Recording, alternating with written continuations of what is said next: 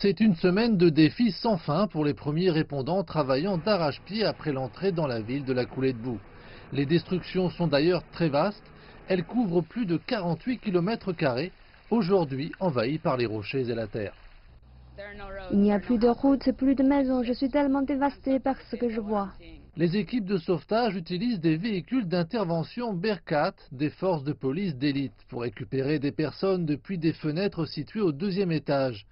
Cette famille a finalement été sauvée à l'étage de sa maison après avoir tenté sans succès de s'en sortir seule. Nous avons pensé à rester parce que nous allons bien.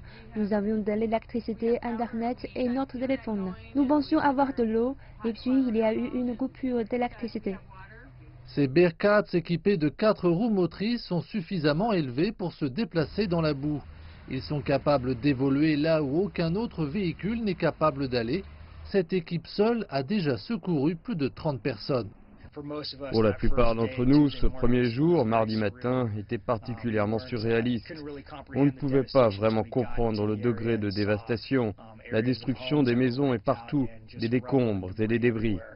Observez quelques-uns des obstacles auxquels les premiers intervenants ont dû faire face, d'énormes rochers qui dévalaient les collines tels des boules de bowling et dans certains cas, comme on peut le voir derrière moi, des rochers et de la boue jusqu'au toit. Ici, les secouristes travaillent sans s'arrêter, les habitants ne sont pas laissés à l'abandon. Cet homme qui sert de nombreuses mains n'est autre que John Griffith. C'est ici qu'il a choisi de remercier les premiers répondants pour la dignité qu'ils ont montrée aux victimes. Ils se sont mis au garde à vous, ils ont couvert le corps, ils ont enlevé leur chapeau, ils ont versé une larme, ils ont agi avec ce corps comme si c'était l'un des leurs. Le littoral semble paisible, mais il suffit de changer un peu de perspective pour voir de la boue à perte de vue.